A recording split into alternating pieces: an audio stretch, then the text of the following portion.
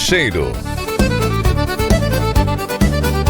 A apresentação: Nicolas Wagner.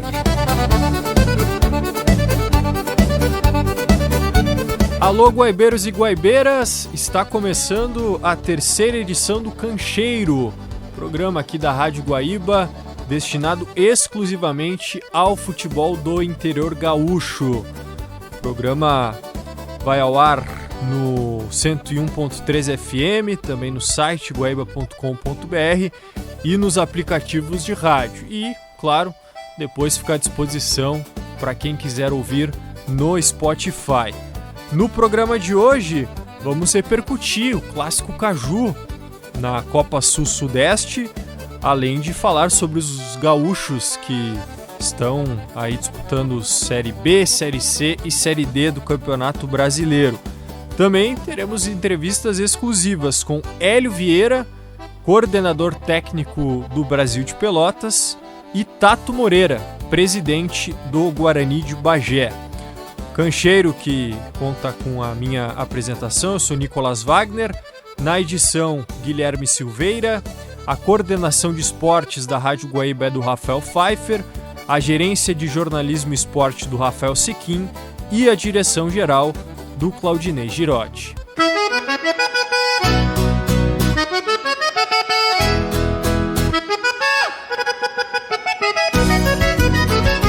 Bom, na última quarta-feira tivemos clássico Caju pela terceira rodada da Copa Sul-Sudeste.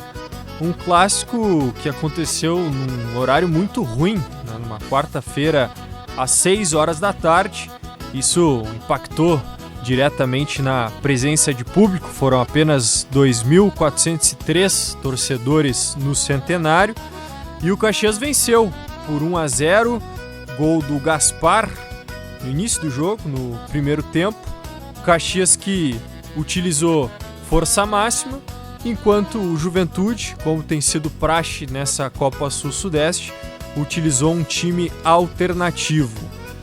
Vamos ouvir o gol da vitória do Caxias, marcado pelo Gaspar, com a narração do Luiz Magno, na Rádio Caxias. No domínio de Gaspar, de costas para o Schaefer, agora tenta inverter lá da esquerda cá para a direita, deu certo, vamos ver se vai chegar o Felipe Albuquerque, chegou, evitou que ela fosse para a linha de lado, conseguiu o passe para Calisson, está de costas para a marcação, acaba tocando mais atrás, uma bola agora dominada pelo Matheus Nunes e deste um cruzamento para a área, de cabeça, Ladiel, Gaspar, gol!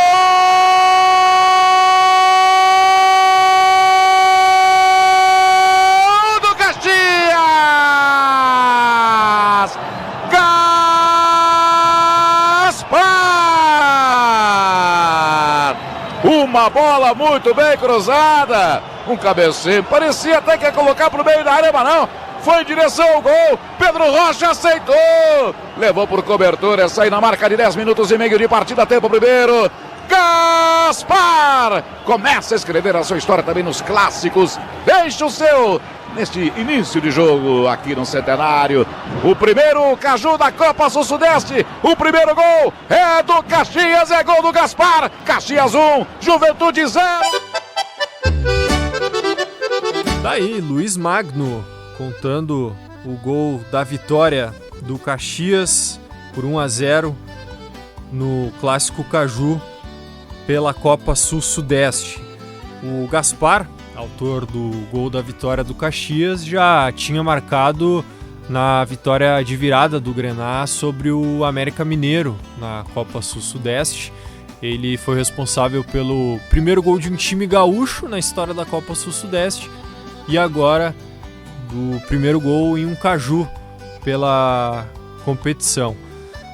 O presidente do Caxias, Roberto de Vargas, depois do jogo, provocou o Juventude. Em entrevista à Rádio Caxias, citou a baixa presença da torcida jaconeira e também corneteou o time alternativo que foi mandado a campo pelo técnico Maurício Barbieri. Vamos conferir a entrevista do presidente do Caxias, Roberto de Vargas, à Rádio Caxias. Esse aí é o resultado de um trabalho sério que está sendo executado dentro do Caxias. E essa vitória é para o torcedor Grená que veio, que acreditou, festa que a gente fez aqui. Tivemos algumas decepções aqui no Centenário hoje, mas vamos lá. Quais decepções? As decepções foi o tamanho da torcida do Juventude, que veio 200 pessoas. Um time desse tamanho que se chama de Série A, quer ser Série A, Série B, não consegue botar mais 200 torcedores aqui. O Esportivo de Bento bota mais torcedor que eles. A gente sabe que o Caxias busca aí sim chegar na próxima fase da Sul-Sudeste, precisa até ganhar para conseguir uma vaga na Copa do Brasil do ano que vem. Dá para sonhar daqui a pouco um título nessa competição? Até porque a maioria dos clubes estão poupando, né? Foi o caso hoje do Juventude, de outros clubes que o Caxias também já enfrentou. O Caxias não tem culpa se eles não têm plantel, porque esse time aí parece o sub-17 deles, entendeu? O Caxias não está poupando, está levando a sério, encarando os seus compromissos. Se eles não quisessem disputar essa Copa, que não tivesse disputado, vem dar desculpa, não jogar é nada.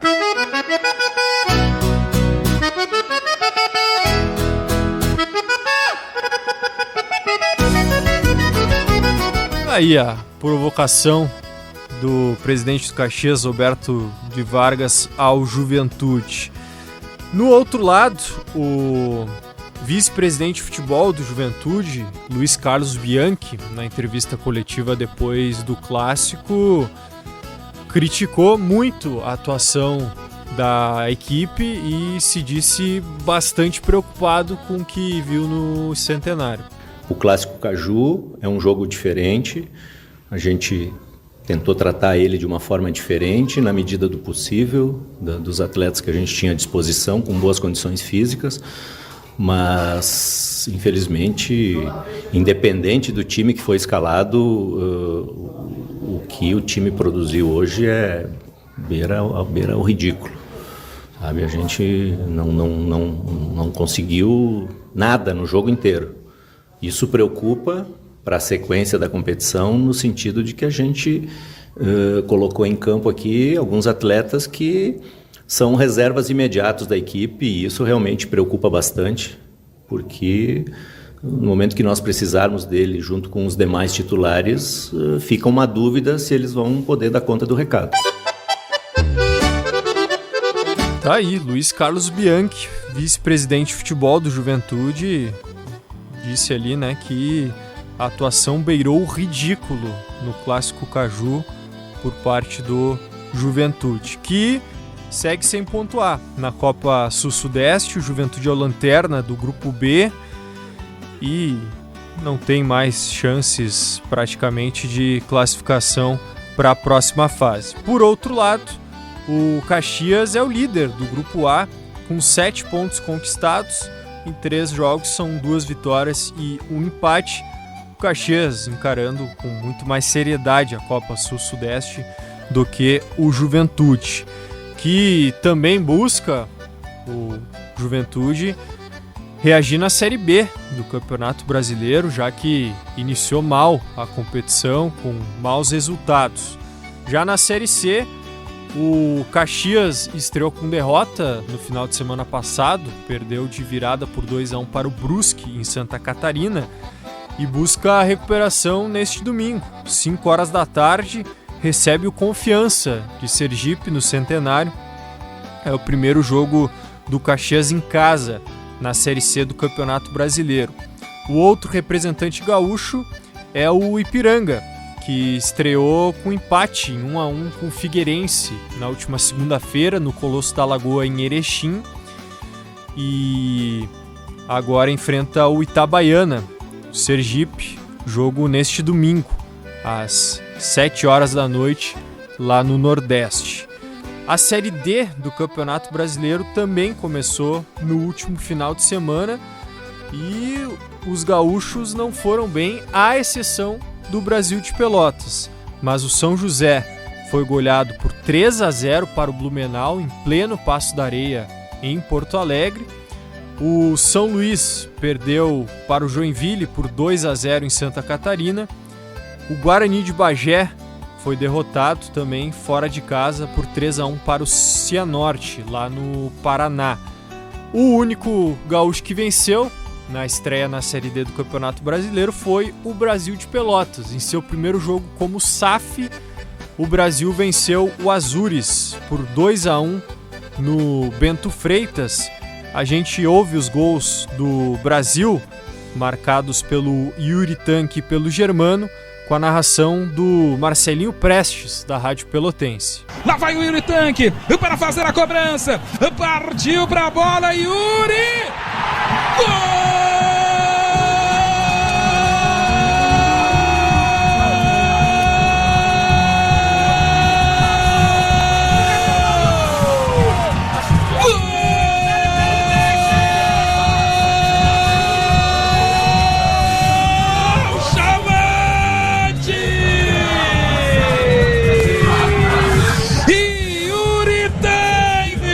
O primeiro gol de um recomeço, de uma nova história começando na Baixada. Yuri Tanque tirou o goleiro até da foto. Olha o Brasil chegando, Germano bateu. Gol!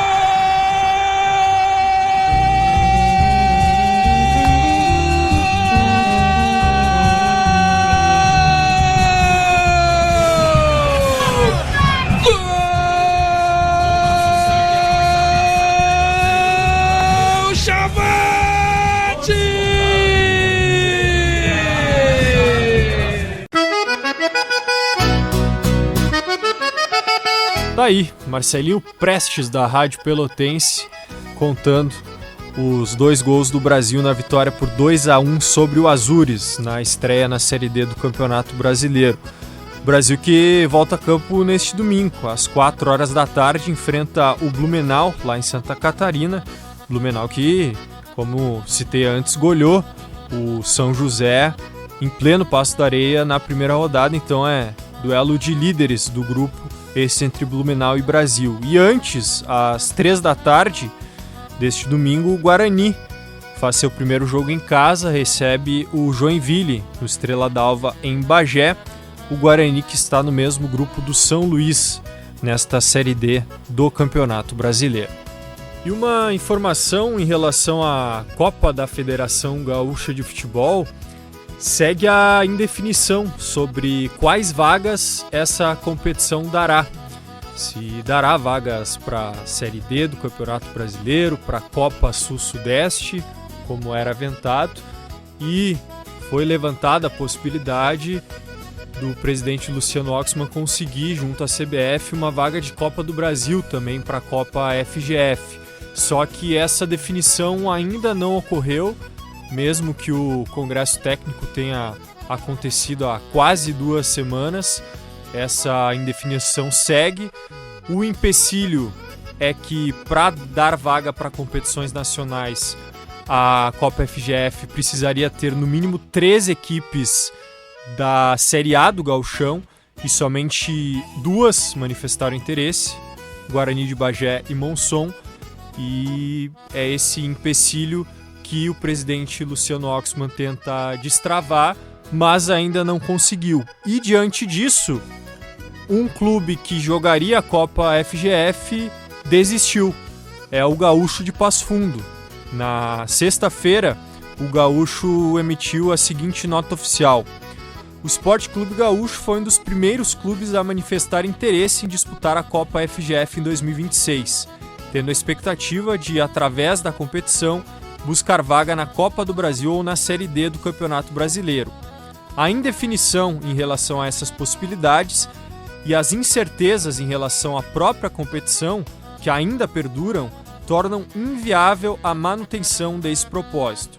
O Sport Clube Gaúcho entende que futebol profissional se faz com planejamento e previsibilidade.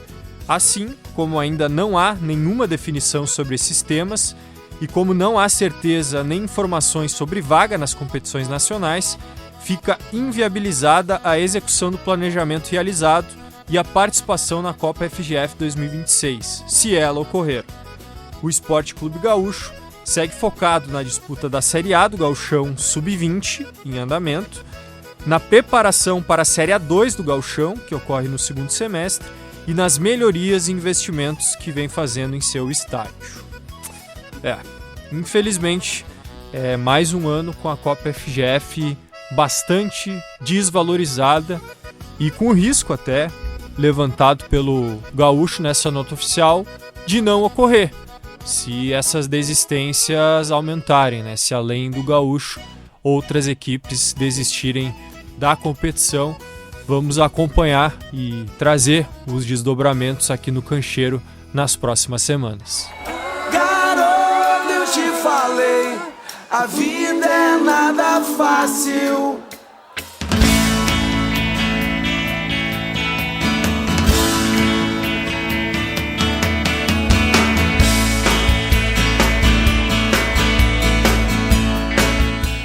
Bom, na linha com a gente, Hélio Vieira, coordenador técnico do Brasil, que está iniciando aí sua caminhada na Série D do Campeonato Brasileiro. Tudo bem, Hélio? Prazer falar contigo novamente. Prazer, Nicolas. Tudo tranquilo. Uma estreia positiva, né, Hélio, na Série D, com vitória por 2-1 sobre o Azures no Bento Freitas. Eu acompanhei o jogo e o desempenho do time foi bom. Isso, de certa forma, surpreende até vocês o time ter jogado tão bem, considerando que é um primeiro jogo da temporada, tem a falta de ritmo, a falta de entrosamento também? Bem, felizmente, né, nós tivemos uma boa atuação, né, acho que muito fruto da qualidade dos atletas que nós trouxemos, né, e também da condução, da proposta do Gilson em relação à maneira da equipe se portar em campo. Nós tínhamos, eu principalmente, né, receio em relação às primeiras rodadas, porque nós tivemos um tempo de preparação curto, tivemos que montar um grupo todo novo, né, ficaram 5, 6 atletas apenas da Copinha do ano passado. Esses atletas que chegaram, nós tivemos jogadores chegando até a última semana de preparação e com muito pouco tempo de trabalho, pouca sequência, né, até a questão do conhecimento dos atletas em relação aos seus companheiros, nós achávamos que poderíamos ter alguma dificuldade porque o Azures manteve, né, 80% do grupo que no Paranaense já fez uma ótima campanha, e acrescentou apenas alguns atletas, né, reforçou, e ao passo que nós tivemos que reformular completamente. Mas, graças a Deus, as coisas andaram muito bem, o desempenho da equipe no primeiro tempo, principalmente, foi de dominação total, nós não corremos risco em momento algum. É lógico que também sabíamos que o segundo tempo nós cairíamos de rendimento, né, por todas as questões já que nós estamos colocando. Mas suportamos o assédio do Azures e marcamos os 3 pontos, que era o que realmente nós queríamos, né, nessa nossa estreia. Citou, Hélio, que ficaram só 5 ou 6 jogadores da Copinha do ano passado. Isso por opção de vocês ou ficou inviável trazer de volta alguns jogadores, já que muitos disputaram o campeonato estadual de primeira divisão por algumas equipes e tem um contrato longo para os campeonatos nacionais também? Alguns por isso, né? Alguns porque se destacaram tanto no Brasil, né? O caso do Wesley, que hoje está no Botafogo de Ribeirão Preto, o Murilo, que retornou ao Guarani depois de uma ótima passagem aqui, mas nós tínhamos, né, uma conversação para que ele retornasse, mas acabou indo para Ponte Preta. O Felipe, que está no Manauara, saiu, também disputou o Mineiro pelo Itabirito. Uma série de atletas, todos com histórias bem próximas dessas, né, que fizeram uma boa campanha na Copinha aqui e se empregaram, né, para os estaduais de primeira divisão. Como o Brasil não tinha, estando na segunda divisão, não tinha calendário desde o começo da temporada, né, desde o começo do ano, nós acabamos perdendo alguns atletas por isso também. E quais foram os critérios para a montagem desse novo elenco, Hélio? E em cima disso, o Brasil tem uma cultura de jogo muito marcante, né? Talvez seja o clube do interior gaúcho que tem um DNA mais forte da forma de jogar. O quanto isso foi considerado também para contratar esses novos atletas? Bem, já na montagem do grupo da Copinha nós respeitamos essa tradição e essa característica, né? Principalmente daquilo que o torcedor do Brasil está acostumado e gosta, né? Que é uma equipe muito brava, muito lutadora, uma equipe que joga em transição, uma equipe que joga pressionando o adversário quando não tem a posse de bola, né? O Bento Freitas sempre foi um lugar inóspito para os seus visitantes, né? E dentro dessas características também nós procuramos jogadores que tivessem esse tipo de comportamento, né? Para que nós pudéssemos então seguir nesse modelo, que é um modelo, né, histórico no Brasil, um modelo que levou o Brasil às suas melhores campanhas, às suas maiores conquistas, e que experimentamos novamente ano passado, né? Na Copinha procuramos jogadores com características próximas a essas e conseguimos o título. Então, seguimos a mesma receita, procuramos jogadores com essas características. E o entendimento, é de que o Gilson também tem esse perfil, ele foi jogador do Brasil, né? Ele sabe como funciona e isso também foi considerado para buscar o Gilson lá atrás e, claro, para renovar para 2026? Também, né? Também, eu digo que o Brasil ele é um estágio para qualquer profissional, seja atleta, seja, né, treinador, para se habilitar a passos, né, maiores, a lugares mais altos dentro da carreira, né? É um vestibular. O jogador que chegar aqui e jogar porque tem uma estrutura que não é de time grande, mas tem uma cobrança e uma paixão do torcedor que é, né, que é muito, muito forte. Tem uma imprensa que também é muito atuante e que acaba, né, sempre empurrando, né, cobrando e fazendo com que se busque sempre fazer o melhor. Então, quem chega aqui consegue, né, se destacar, consegue render, ele já está se habilitando a voos maiores, né? O Gilson conhece o clube, passou aqui, nós somos colegas aqui, nós jogamos juntos aqui. Conheço bastante a figura, né, o caráter e a qualidade de trabalho dele. Confiamos nisso e já desde o ano passado, quando o trouxemos, os resultados começaram a aparecer e a gente espera que se mantenha, né? Que a gente tenha uma temporada de 2026 bem bacana aí, que consiga os objetivos. E claro que essa temporada de 2026 é marcante por ser a primeira do Brasil como SAF. E muita gente ainda tem dúvida, né, Hélio, como é que funciona uma SAF, como é que é no Brasil, né, o trabalho com o consórcio Chavante, do Emerson, entre outros, o que é responsabilidade do consórcio Chavante e o que é responsabilidade de vocês enquanto diretoria e departamento de futebol? Na verdade, o futebol ele está diretamente ligado à SAF, né? O clube, a diretoria, o presidente, vice-presidente eles têm o controle da parte associativa, né? O futebol já é terceirizado, o futebol é responsabilidade dos sócios, né? Do Emerson, do Fábio, do Fernando, que são as pessoas que integram essa SAF, e já no final do ano passado eles já acertaram comigo para que continuasse então coordenando o futebol. Já começamos montagem de grupo, né? Começamos a fazer contatos e já, né, encaminhar futuros acertos. Isso, felizmente, a maioria dos atletas que nós tentamos, nós conseguimos. Outros tantos nós não tivemos condições de concorrer, de competir, porque o Brasil, na Série D, né, ele é a base da pirâmide, né, está na última divisão. Perdemos vários jogadores, propostas mais atraentes, né, mas mesmo assim, acredito que montamos um grupo competente para a competição que nós vamos disputar, para as competições que nós vamos disputar, né?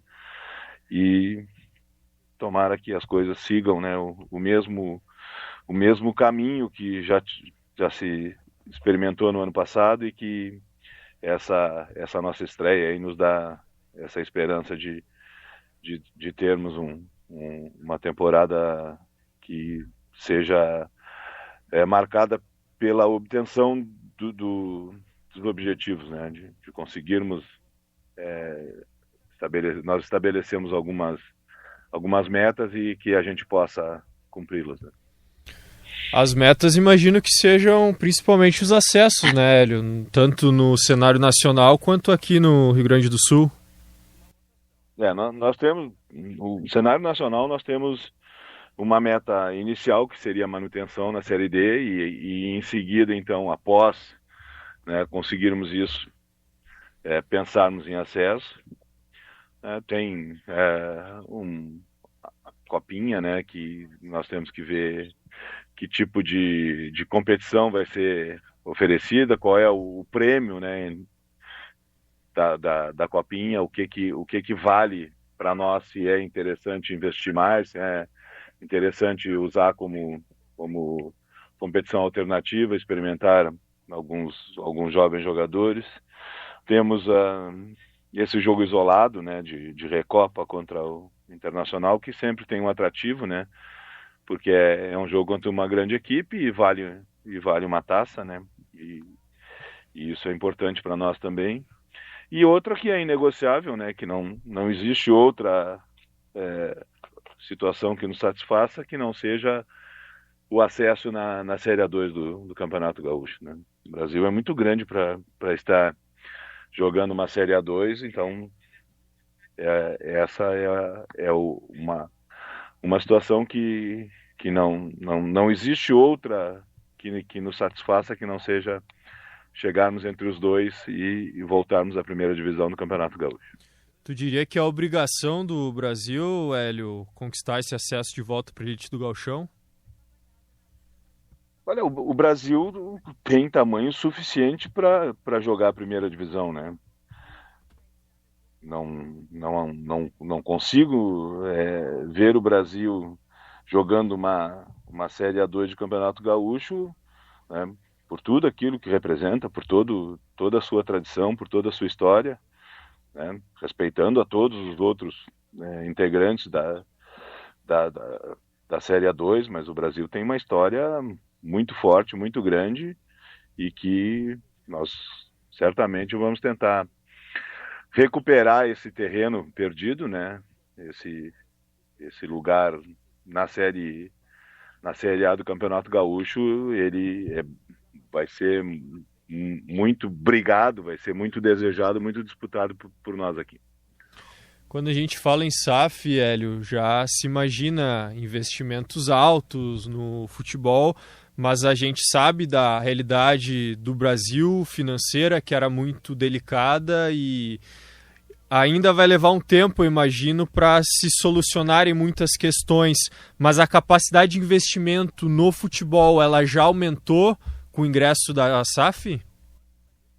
Olha, nós estamos fazendo uma coisa muito bem pensada, né? Muito pé no chão, até para que não se incorra nos mesmos erros que levaram o Brasil a essa situação de praticamente inviabilidade do clube, né? O clube, por si só, já não tinha mais condição de manter o futebol, cumprir os compromissos. Então, uma das coisas que me deixa mais tranquilo e satisfeito de estar participando desse momento, né, dessa transição, é que eu vejo ações responsáveis, né? Ao passo que também, observando o Brasil nos últimos anos, vi muita irresponsabilidade por parte de alguns dirigentes e que fizeram com que a situação do Brasil ficasse, né, da forma que ficou, e não tendo outra alternativa que não fosse a transformação numa sociedade anônima do futebol, muito por tudo aquilo que foi feito em relação a uma administrações temerárias que o Brasil experimentou. Mas até comparando com o elenco do ano passado, na Série D principalmente, eu imagino que o investimento agora seja maior, né, Hélio? É maior, nós temos um grupo, na nossa opinião, né, bem competente, do tamanho do campeonato. Nós ainda buscamos mais 2, 3 atletas, vamos tentar ainda, dentro das condições do clube, dar mais alternativas para o Gilson. E certamente o investimento que se teve no ano passado, ele foi bem inferior a esse, e tomara que esse investimento maior que nós fizemos, né, sem extrapolar, sem ultrapassar a capacidade que se tem de endividamento, ele também se reflita em campo e se consiga, né, uma campanha bem melhor que a do ano passado, e pouco a pouco, né, passo a passo, a gente vai se aproximando dos nossos objetivos. Pouco antes da estreia na Série D, Hélio, teve um episódio envolvendo 2 atletas do Brasil, o Rael e o DG, uma briga com um motoboy em Pelotas que acabou repercutindo bastante. Como é que foi administrar essa situação internamente?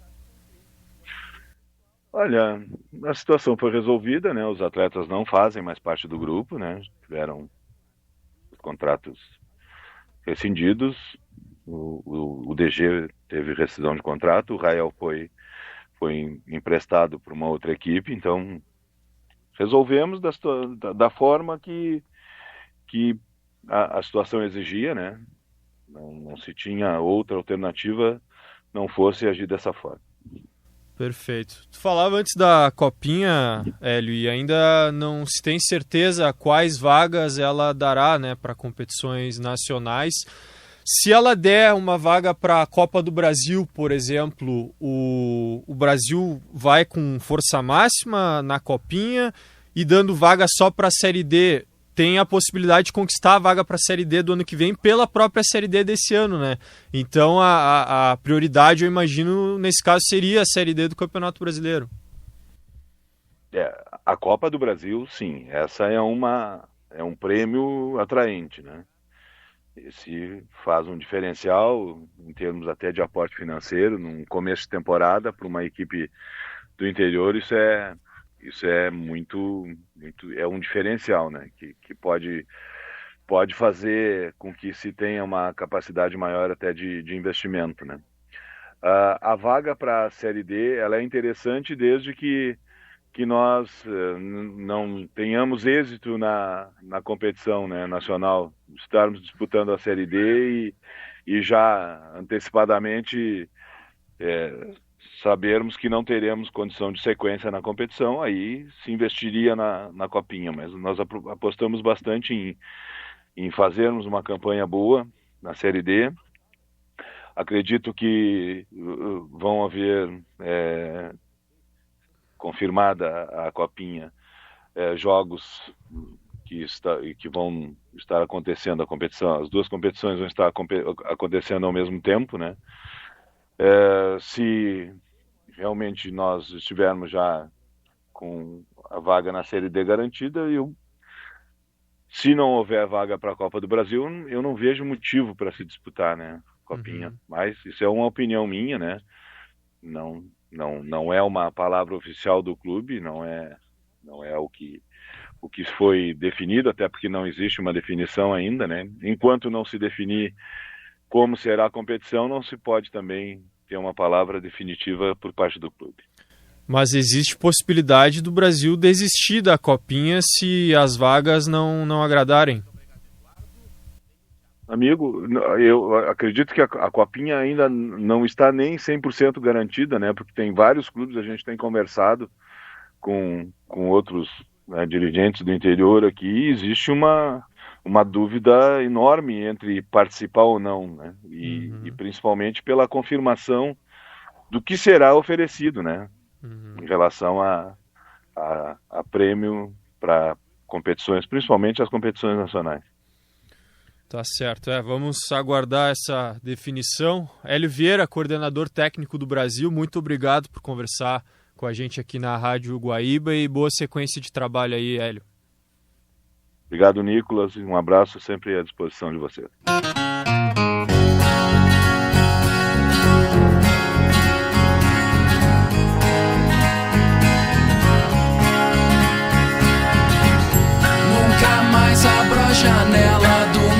seguimos na Zona Sul para conversar com Tato Moreira, presidente do Guarani. Tudo certo, Tato? Prazer falar contigo aqui na Rádio Guaíba. Boa noite, Nicolas. Prazer é meu. Prazer grande aí sempre poder participar da programação da Rádio Guaíba, essa tão tradicional emissora, e muito honrado sempre aí com o contato com você. Honra é nossa, Tato. E antes de falarmos sobre essa arrancada na Série D do Campeonato Brasileiro, queria ouvir de ti um balanço, uma avaliação até agora desse início de ano do Guarani, que foi especial sobretudo na Copa do Brasil, mas com algumas dificuldades no gauchão, né, Tato? Nicolas, desde o início, eu não sei se vocês acompanharam, mas eu particularmente falei que seria um dos anos mais difíceis para o Guarani, por tudo que importa, né? Ir para o quinto ano de primeira divisão, tu já deixa de ser aquele time que ninguém acredita e passa a ser observado, né, cara? E o nível desse bloco que o Guarani vive aí, esse bloco em um intermediário dentro do Campeonato Gaúcho, ele vem se reforçando cada vez mais, né? E essas substituições de fazer boas campanhas que vai acontecer entre nós, entre clubes como o Guarani, como São Luís, como o Avenida, Inter de Santa Maria, Caxias, então clubes como todos, Ipiranga de Erechim, né? O Ipiranga um pouquinho mais, o Juventude um pouquinho mais, mas o restante aí que compõe a primeira divisão sempre vai ter um ano bom e um ano, né, médio, né? É muito difícil tu teres um ano pleno, né? E a gente sabia que ia acontecer isso aí. E aconteceu, né? Ainda bem que a gente soube aproveitar o que o regulamento nos ofereceu, que foi uma nova oportunidade, entrar naquele torneio da fuga aí, né? Do rebaixamento. A gente conseguiu, foi bem, fizemos o campeonato linear, nos classificamos e com uma rodada de antecedência fugimos do rebaixamento, né? E na última rodada fizemos um jogo lá contra o Monson mas bem tranquilo, né? E que antecedeu o nosso jogo contra o Caxias, né? A gente conseguiu, na Copa do Brasil, avançar pela primeira vez jogando fora e conseguimos passar para outra fase. Então o primeiro semestre termina bem, né? E agora a gente se prepara para esse campeonato aí, que é muito difícil, cara. Série D é muito difícil. É mais parelho ainda. É um campeonato que o Guarani precisa, por questão de ter ficado aí, né, lutando no campeonato nesse torneio da morte, vamos dizer assim. A gente não tem nenhuma qualificação nacional para o ano que vem, né? Então nós precisamos aí, através da Série D, passar aí até a segunda fase, terceira fase, e já garantir para nós o ano que vem uma colocação na Série D do Campeonato Brasileiro, quiçá subir para a Série C, né? Vamos lá, recém está começando. Sim. O Guarani vem num crescimento, Tato, nos últimos anos, com manutenção no gauchão, calendário nacional e uma estrutura que melhora cada vez mais no Estrela d'Alva. Qual é que foi a virada de chave? Em que momento isso aconteceu para sair de um Guarani que era um ioiô, né? Subia, mas caía na sequência, para se consolidar no cenário do futebol gaúcho? Com muito trabalho, cara. Esse ano foi muito difícil, é por isso que eu te disse que seria o ano mais difícil para nós, né? Muito trabalho, muito envolvimento da diretoria. A gente teve um movimento no final de 2019 de recuperação das nossas dívidas. Fizemos uma autorrecuperação, fizemos um movimento interno junto com os nossos, todos eles novos diretores que chegavam naquela época para trabalhar conosco. Hoje já são diretores vitoriosos, são diretores com mais de 2 acessos para a primeira divisão, e isso foi importante. A chegada da juventude trouxe a necessidade o conhecimento e a necessidade que a gente tinha de estar estabilizado, de estar organizado. A gente sabe que o dinheiro nunca chega dentro do futebol, a gente trabalha com muita dificuldade, mas pelo menos tu tem que honrar com o que tu pré-estabelece, que tu estabelece. E foi o que aconteceu. A nossa maior vitória foi ter zerado as trabalhistas. Nós não temos nenhuma trabalhista. Zeramos a nossa trabalhista em 2 anos, começamos no final de 2019, início de 2019, terminamos no final de 2024, né, ainda na primeira divisão. E não foi pouca coisa para um clube como o Guarani, que estava naquele ano na terceira divisão, ter um passivo aí de mais de R$900 mil, quase R$1 milhão, e conseguir pagar com as próprias com as próprias entradas, notificação muito bem feita na parte comercial, né? Nós jogamos uma primeira divisão em 22 com menos de 100 sócios. Hoje nós temos mais de 2.500 sócios ativos, né? Isso é importante, isso é importantíssimo. A gente consegue programar, vender, ter um calendário nacional, a gente consegue oferecer um produto melhor para o nosso torcedor, consegue manter valores que hoje já vão para o terceiro ano com o mesmo valor, para quem se manteve sempre dentro desses 3 anos pagando, né? Claro, os novos têm outro valor, mas, cara, passou por toda essa estruturação comercial muito bem feita.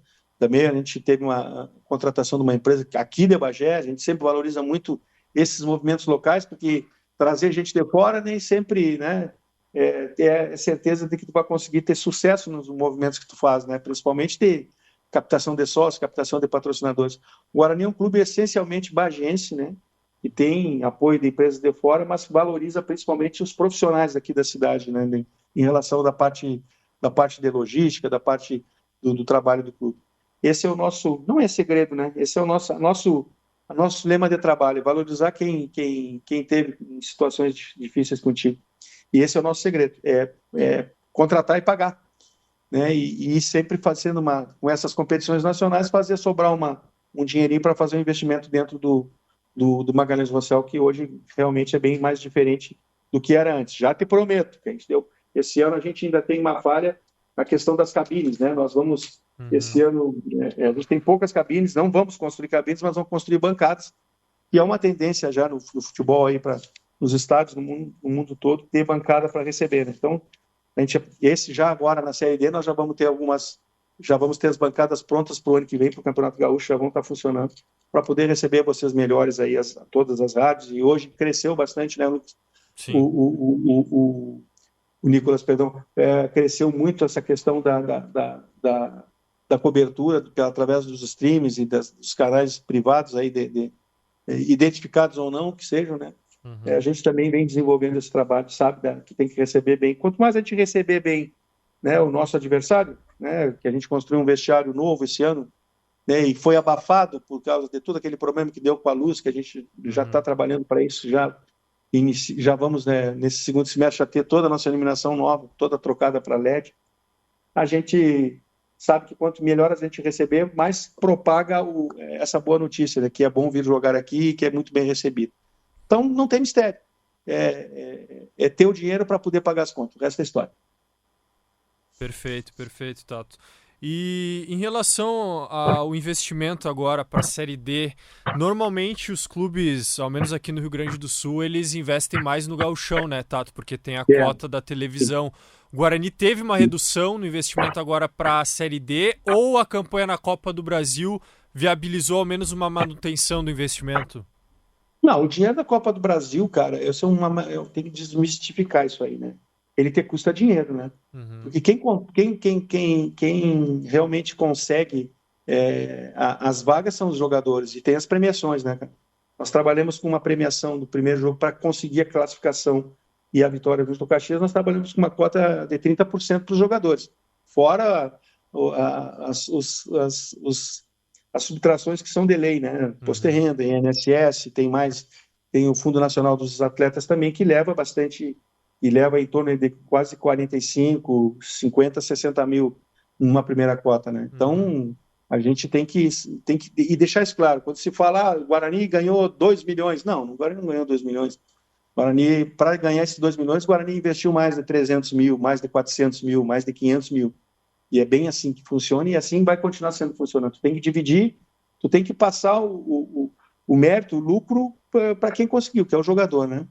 A nossa redução foi uma redução aí em torno de 30% dentro da nossa escolha de jogadores, pagamento, né? E a gente também pode também rebaixar muito, porque a gente também contrata o jogador hoje, né? Nicolas, já contando para a gente poder trazer jogadores para passar um ano aqui, para fazer um movimento, trazer um jogador, que a grande maioria dos jogadores são de fora do estado, e jogadores com renome, como a gente tem dentro desse universo que a gente vive hoje, a gente tem que ter calendário.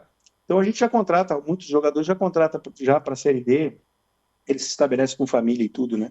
Então, uma redução de 30% foi bem foi feita em cima da substituição dos jogadores que vieram, os novos que vieram, né? Mas porque também não adianta nada tu baixar muito, né? E baixar também muito o teu nível, porque aí tu não performa, né? Não adianta nada, não. A gente tem que pensar na continuidade do calendário. O crescimento do Guarani, o desenvolvimento do Guarani passa pelo departamento de futebol que a gente tem, que é comandado pelo Thiago, como eu já falei, pelo Thiago Segredo, que entende isso, né, cara? E sabe que quanto mais a gente jogar, mais a gente tiver calendário, mais a gente vai chamar a atenção de jogadores com qualidade, jogadores que conhecem essas competições. Sim. É a segunda participação consecutiva do Guarani na Série D, Tato. O que a participação no ano passado deixou de aprendizado para esse ano agora?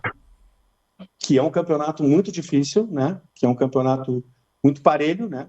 Prova está, nós temos o São Luís de Juí aí que né, fez um baita do Campeonato Gaúcho, que é o nosso adversário direto aí na classificação. Tomara que a gente se classifique junto.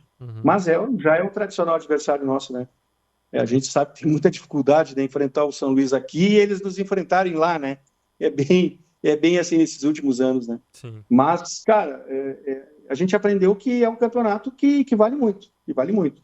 Para o cenário, para a devolução do investimento que os teus patrocinadores fazem, né? A gente é um campeonato também que nos ensinou o quanto é importante a questão das transmissões. A gente investiu agora mesmo tendo algumas transmissões aí de uma empresa que comprou, a gente acredita que quanto mais a gente se organizar, mais a gente vai conseguir trazer esse dinheiro para nós, né? Esse dinheiro das transmissões para nós via o YouTube aí, né? Nesse final de semana a gente já transmite através do nosso canal do YouTube, da Guarani TV, e sabe, né? Sabe que é uma competição difícil, sabe que vamos receber um Joinville que já jogou, imagina, já jogou Série A do Campeonato Brasileiro, então não é um time qualquer, tem um nome a zelar e tem uma questão de torcida e de investimento, né? É isso que importa para nós, fazer uma boa Série D, performar, se manter ou então avançar, né? Esse é o nosso grande jogo. Não adianta, a gente não... Um clube como o Guarani, com mais de 119 anos, cara, ele não pode entrar pela torcida que tem, pela representatividade que tem a nível do Estado, e hoje no Brasil, nessa nossa região, né? Porque nós passamos aí 117 anos só jogando no Rio Grande do Sul, né? E a partir de 2024, de 2025, nós estreamos na questão da Copa do Brasil e na Série D. A gente viu que é bom, né? E o quanto importa isso em relação a essa manutenção. Então, vamos entrar nesse campeonato sabendo da importância que tem da gente performar e, no mínimo, se manter para o próximo ano. Perfeito. E o Guarani também vai jogar a Copa FGF, né, Tato? Qual o objetivo do Guarani nessa competição? Nicolas, a gente não... Quem é o Guarani para condicionar alguma coisa, né? Condicionar principalmente a Federação Gaúcha, mas a gente só joga a Copinha, vamos dizer assim, a Copa FGF, se ela der uma vaga de uma competição nacional para nós, né? Que o caso que é o que nos interessa é a Copa do Brasil. Nós temos duas oportunidades de ter a Série D, né? Nós temos esse ano através da própria Série D e o ano que vem através do Campeonato Gaúcho, né? Que é o nosso objetivo, fugir dessa realidade que foi de disputar o torneio da morte, né? A gente não quer, não vai trabalhar muito para fazer um Campeonato Gaúcho melhor o ano que vem. Então, né, não teria nexo a gente estar jogando uma Série D e disputar uma vaga para a própria Série D, tendo duas oportunidades diretas e efetivas, né, para a gente poder conseguir novamente a Série D para o ano que vem. Então, cara, se tiver a Copa do Brasil, a gente vai jogar e vai jogar para ganhar. Agora, se não tiver a vaga para a Copa do Brasil, infelizmente a gente não vai poder participar, não. E o que o presidente Luciano Oxman passou para vocês, Tato, sobre essas vagas? Cara, ele tem trabalhado bastante, a gente tem... o presidente Luciano também eu digo sempre, a gente tem muito bem relacionado, tanto das diretorias anteriores, como da diretoria do presidente Luciano, que já está no segundo mandato dele, e a gente sabe muito bem trabalhar nossa relação positiva, participativa que a gente tem com ele, e ele vem trabalhando para que essa demora mesmo da definição, cara, é a procura por essa solicitação que o Guarani fez esse ano, né?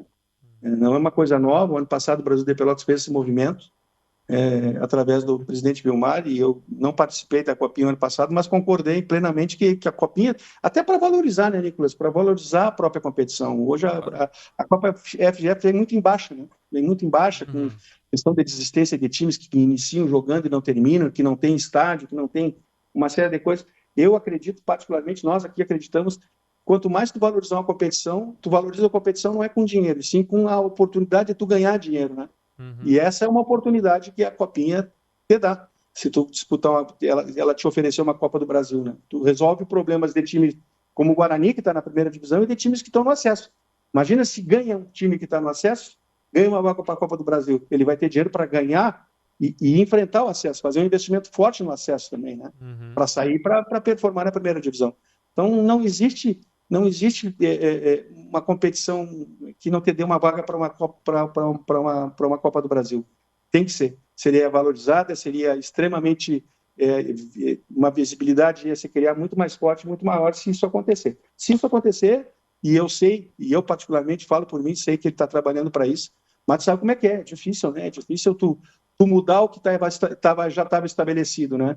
Depende de muita conversa, depende de muita negociação, e ele vem fazendo isso, cara. Pode ter certeza que ele vem trabalhando para melhorar a competição e para nos presentear com essa vaga aí, para todos os clubes do Rio Grande do Sul. O empecilho, pelo que consta, seria ter somente 2 times da elite, né, Tato? Disputando a Copinha, que precisariam 4. Pois é. Não, são 3. São 3. São 3. Diminuiu. A gente tem estudado bastante aqui, sabe, Nicolas? Todas as probabilidades, né? Mas a gente acredita num bom senso, cara. A gente acredita no entendimento aí do presidente Samir, que precisa valorizar, né, cara? A realidade do futebol brasileiro somos nós, da Série D, da Série C, né, dos times de primeira e segunda divisão do campeonato dos regionais, né, cara? Somos nós que iniciamos o processo dos jogadores que hoje estão performando lá no exterior, jogando seleção brasileira. Não tem. Somos nós que começamos. Né? E todo mundo sabe da história do Guarani como a formação de jogadores, de tudo que o Rio Grande do Sul já entregou com jogadores que saíram do interior, né, cara?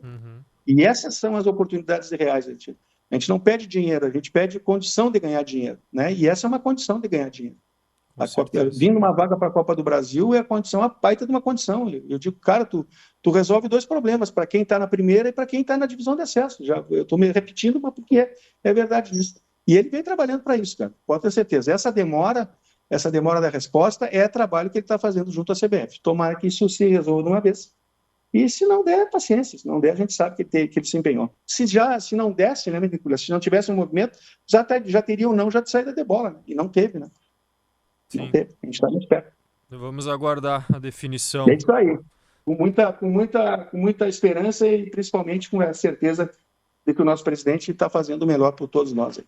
Tá certo. Tato Moreira, presidente do Guarani de Bagé, obrigado por conversar com a gente, Tato, aqui na Rádio Guaíba, e sucesso na sequência da Série D aí.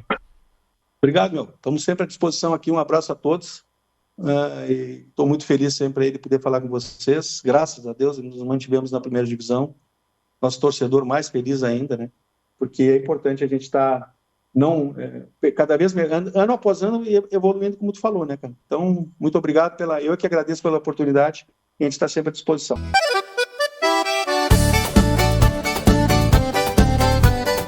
Muito bem. Este foi Tato Moreira, presidente do Guarani de Bagé, uma grande figura do futebol do interior gaúcho, o Tato, e fazendo um belo trabalho com o Guarani, que buscou se estruturar ao longo dos últimos anos e está colhendo os frutos, tendo aí calendário nacional em mais uma temporada. E assim encerramos a 3ª edição do Cancheiro, agradecendo a tua audiência. Pode mandar sugestões de pauta, se tiver alguma crítica também pode fazer pelas redes sociais da Rádio Guaíba, no Guaíba Esporte, e pelo WhatsApp 519-9388-7532. O Cancheiro que contou com a minha apresentação, Nicolas Wagner, na edição Guilherme Silveira, a coordenação de esportes do Rafael Pfeiffer, a gerência de jornalismo e esporte do Rafael Sequim e a direção geral do Claudinei Girotti. Retornamos no próximo final de semana, trazendo muito mais conteúdo sobre o nosso futebol do interior gaúcho. Até mais!